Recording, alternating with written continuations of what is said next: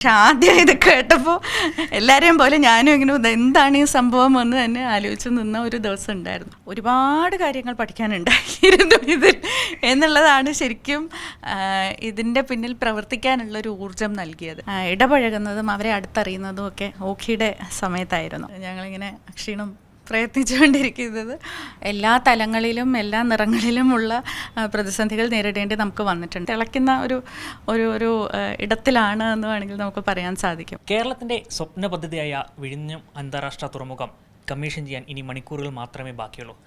വിഴിഞ്ഞം വിസിലിൻ്റെ CMD ദിവ്യ സയ്യർ ഇപ്പോൾ C Malayalam ന്യൂസിനൊപ്പം ചേരുകയാണ്. സാർ ടെൻഷനിലും തിരക്കിലൊക്കെയാണെന്നറിയാം. എങ്ങനെയാണ് അവസാനഘട്ട ഒരുക്കങ്ങളൊക്കെ വിഴിഞ്ഞിട്ട്? നന്നായി പോകുന്നുണ്ട്, ഒരുക്കങ്ങൾ നന്നായിട്ട് മുന്നേറുന്നുണ്ട്. തിരക്കും ടെൻഷനും ഒക്കെ ഉള്ളതിനോടൊപ്പം തന്നെ അതിലേറെ അഭിമാനവും ആവേശവും ഒക്കെ ഉണ്ട്. എനിക്ക് തോന്നുന്നു മൊത്തം ടീമിനും അതാണ് ഒരു മൂഡെന്ന് പറയുന്നത്. അപ്പോൾ വളരെയധികം ആഹ്ലാദത്തോടെയും ആവേശത്തോടു കൂടിയാണ് ഞങ്ങളിങ്ങനെ ക്ഷീണം പ്രയത്നിച്ചുകൊണ്ടിരിക്കുന്നത്. അവയെല്ലാം ഭംഗിയായി നടക്കണം എന്നുള്ള ആഗ്രഹത്തിൽ തന്നെയാണ് നമ്മളെല്ലാവരും. കാരണം ഇതിലിപ്പോൾ പ്രത്യക്ഷമായിട്ട് ഇതിൽ പ്രയത്നിക്കുന്ന കുറച്ച് പേരുടെ മാത്രം ഒരു പദ്ധതിയായിട്ടല്ല ഇതിൽ പ്രവർത്തിക്കുന്ന ഓരോരുത്തരും ഇതിനെ കാണുന്നതും. അപ്പോൾ നമ്മുടെ സംസ്ഥാനത്തിൻ്റെ ആകമൊത്തം ഉള്ള ഒരു മുഖച്ഛായ തന്നെ മാറാൻ പോവുകയാണ് എന്നുള്ളത് കൊണ്ടും രാജ്യം ശരിക്കും ലോകത്തിന് നൽകുന്ന ഒരു സമ്മാനമായിട്ടാണ് ഞങ്ങളതിനെ കാണുന്നതും. അപ്പോൾ അതിൻ്റെ ഒരു ഭാഗമാകാൻ ഓരോരോ രീതിയിൽ നമുക്ക് എല്ലാവർക്കും കഴിഞ്ഞിട്ടുണ്ട് എന്നുള്ളതാണ്. അപ്പോൾ അതിൽ നമുക്ക് എല്ലാവർക്കും ആഹ്ലാദിക്കാം, അഭിമാനിക്കാം എന്ന് മാത്രമാണ് പറയാനുള്ളത്. ഇപ്പം വിഴിഞ്ഞത്തിൻ്റെ ചുമതല ഏറ്റെടുത്ത് മുന്നോട്ട് വരുമ്പോൾ ഇത്രയേറെ കഷ്ടപ്പെടുക അല്ലെങ്കിൽ ഇത്രയും പ്രയാസം ഉണ്ടെന്ന് അറിഞ്ഞിരുന്നോ? അങ്ങനെ പ്രത്യേകിച്ച് ഞാനിങ്ങനെ ഒരുപാട് മുൻകൂട്ടി കണ്ട് ഒരു പ്രതീക്ഷ വെച്ചുകൊണ്ട് ഒരു ചൂടെടുത്ത് വെക്കുന്ന ആളല്ല സാധാരണഗതിയിൽ.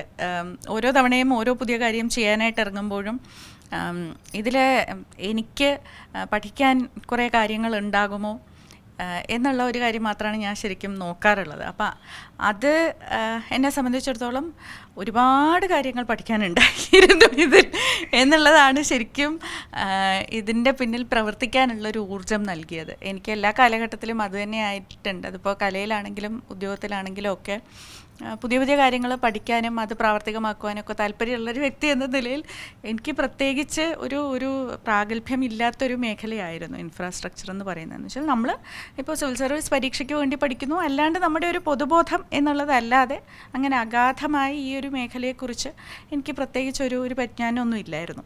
അപ്പോൾ ഇതിലേക്ക് പ്രവേശിച്ചപ്പോൾ ഒരു PPP മോഡലിലുള്ള ഒരു പദ്ധതി എങ്ങനെയാണ് നമ്മൾ സർക്കാരിൻ്റെ ഭാഗത്ത് നിന്നുകൊണ്ട് എങ്ങനെയാണ് അത് കൈകാര്യം ചെയ്യുന്നത്, അതിനോടൊപ്പം അതിന് വേണ്ടുന്ന ഇപ്പോൾ വിഭവ സമാഹരണം എന്നുള്ളത് ഏത് തരത്തിലാണ് ചെയ്യേണ്ടത്, ഇപ്പോൾ അതിന് വേണ്ടിയിട്ടൊരു ആർബിട്രേഷൻ ഉണ്ടായിരുന്നു. അപ്പോൾ അതിൻ്റെ നിയമക്കുരുക്കുകൾ നമ്മൾ എങ്ങനെയാണ് അഴിക്കേണ്ടത്, സമൂഹവുമായിട്ട് ഇടപഴകുന്ന കാര്യങ്ങൾ അതിൽ നമുക്ക് പിന്നെയും ഈ കഴിഞ്ഞ 10 വർഷമായിട്ട് കുറേ കാലം നമ്മളത് ചെയ്തിട്ടുണ്ടെന്നെങ്കിലും പറയാം. അപ്പോൾ അങ്ങനെ ഓരോരോ ഭാഗമുണ്ടല്ലോ, അതിനൊക്കെ ഉപരിയായിട്ട് ഇതിൻ്റെ ഒരു സാങ്കേതിക വശമുണ്ട്. അപ്പോൾ ആ സാങ്കേതിക വശം എന്തൊക്കെയാണെന്ന് പഠിക്കുക. തുറമുഖം ഈ പറഞ്ഞ നമ്മളിപ്പോൾ മൾട്ടിപർപ്പസ് ഡീപ്പോർട്ട് ട്രാൻസ്ഷിപ്മെൻറ്റ് ടെർമിനൽ എന്നൊക്കെ നമ്മളിപ്പോൾ പറയുമ്പോൾ അതിങ്ങനെ പുഷ്പം പോലെ പറയുകയാണ്. പക്ഷെ ആദ്യം ഇത് കേട്ടപ്പോൾ എല്ലാവരെയും പോലെ ഞാനും ഇങ്ങനെ എന്താണ് ഈ സംഭവം എന്ന് തന്നെ ആലോചിച്ച് നിന്ന ഒരു ദിവസം ഉണ്ടായിരുന്നു. അപ്പോൾ അതിൽ നിന്നും ഈ ഒരു സാഹചര്യത്തിലേക്ക് ഈ ഒരു സന്ദർഭത്തിലേക്ക് വരിക എന്നുള്ള ഒരു പ്രയാണം ഉണ്ടല്ലോ, അത് ഇതിൽ പ്രവർത്തിച്ചിട്ടുള്ള ഞങ്ങൾ ഓരോരുത്തർക്കും ശരിക്കും അത് വളരെയധികം സംതൃപ്തി തരുന്ന ഒന്നാണ് എന്നാണ് എനിക്ക് തോന്നുന്നത്. നമ്മളിപ്പോൾ ഉദ്ഘാടനം ചെയ്യുമ്പോൾ മനസ്സിൽ വലിയ സന്തോഷമായി. കാരണം ആ കഷ്ടപ്പാടുകളൊക്കെ മറന്നുകൊണ്ടുള്ള ഒരു നിമിഷത്തിലായിരിക്കും ഇനി മണിക്കൂറിൽ മാത്രമേ ബാക്കിയുള്ളൂ. അതെ, അത് ഇനിയും തുടരും. അത് എനിക്ക് തോന്നുന്നു കഷ്ടപ്പാട് എന്നുള്ള രീതിയിൽ ഞാൻ അതിനെ കാണില്ല.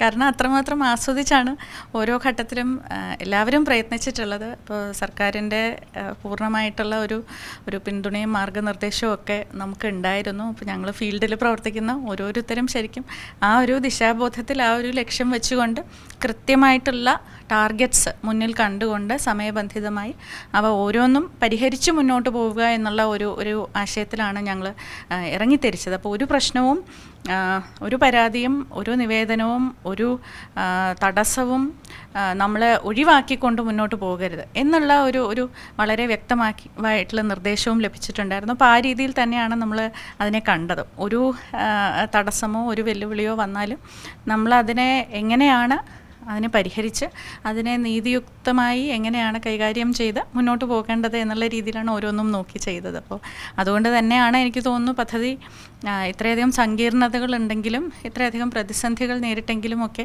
നമുക്ക് ഇന്ന് തീരമണയുന്നു എന്നുള്ള ഒരു വിശേഷം പറയാൻ സാധിക്കുന്നു എന്ന് തോന്നുന്നു. ഇപ്പം നമ്മളൊന്ന് പുറകോട്ട് നോക്കുമ്പോൾ എന്താണ് ആദ്യം ഓർമ്മ വരുന്നത്? കാരണം ഈ വിഴിഞ്ഞം ചുമതല ഏറ്റെടുത്ത ശേഷം ആദ്യം മനസ്സിലേക്ക് വരുന്ന കാര്യം എന്താ തിരിഞ്ഞു നോക്കുമ്പോൾ? ആദ്യം മനസ്സിലേക്ക് വരുന്നത് ഞാൻ ശരിക്കും ഈ ജോയിൻ ചെയ്ത ദിവസം എൻ്റെ മനസ്ഥിതി എന്തായിരുന്നു എന്ന് ഞാൻ പറയാം.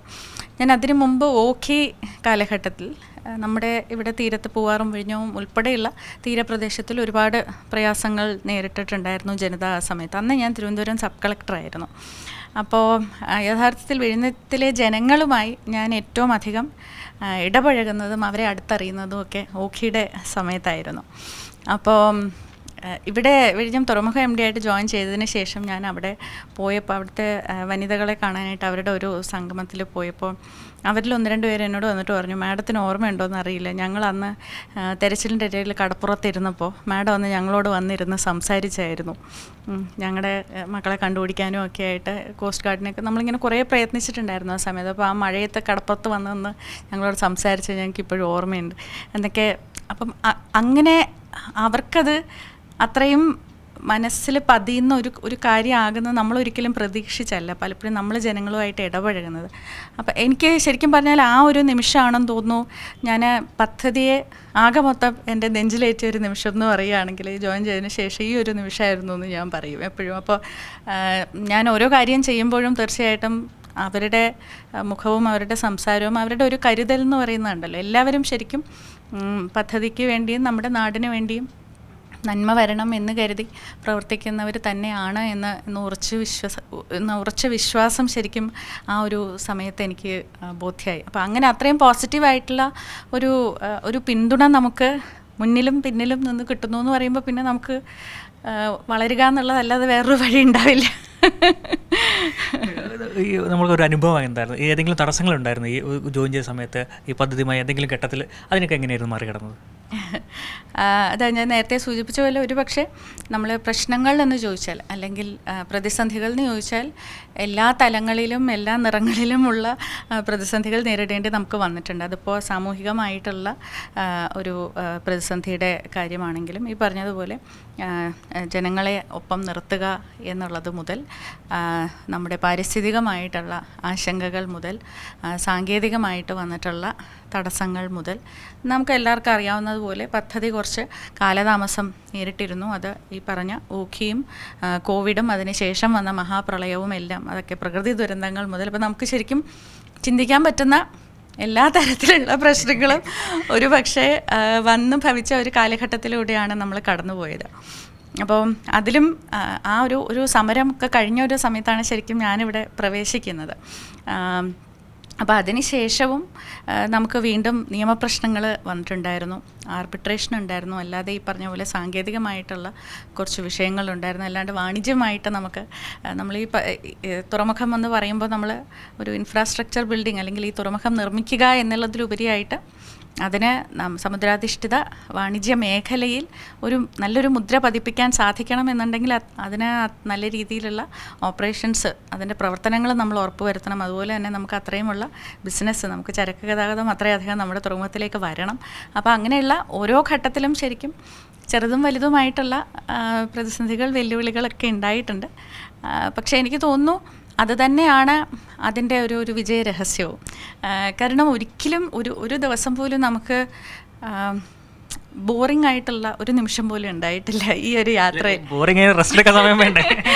അപ്പോൾ അത്രയും ആവേശകരമായിട്ട് നമ്മളിങ്ങനെ ഒന്ന് കഴിഞ്ഞ് ഇങ്ങനെ എപ്പോഴും പോയിക്കൊണ്ടേ ഇരിക്കുകയാണ്. അപ്പോൾ ശരിക്കും ഇങ്ങനെ തിളയ്ക്കുന്ന ഒരു ഇടത്തിലാണ് എന്ന് വേണമെങ്കിൽ നമുക്ക് പറയാൻ സാധിക്കും. അതിപ്പോൾ എൻ്റെ കാര്യം മാത്രമല്ല, ഞാൻ ഈ പറയുന്ന ഞങ്ങളുടെ മൊത്തം ടീമും ശരിക്കും അങ്ങനെ തന്നെ ആയിരുന്നു. അപ്പോൾ അത് ഈ പറഞ്ഞ നിയമപ്രശ്നങ്ങൾ മുതൽ വിഭവ സമാഹരണം മുതൽ നമുക്കല്ലാതെയുള്ള സാമൂഹിക പാരിസ്ഥിതിക ഒക്കെ ആഘാത പഠനങ്ങൾ മുതൽ ഓരോ വിഷയത്തിലും പ്രതിസന്ധികൾ വന്നിട്ടുണ്ടായിരുന്നു. പക്ഷേ ഞാൻ ആദ്യം സൂചിപ്പിച്ച പോലെ അതിലൂടെയൊക്കെ കടന്നു പോവുക എന്നുള്ളതായിരുന്നു ഞങ്ങളുടെ ഒരു സ്ട്രാറ്റജി.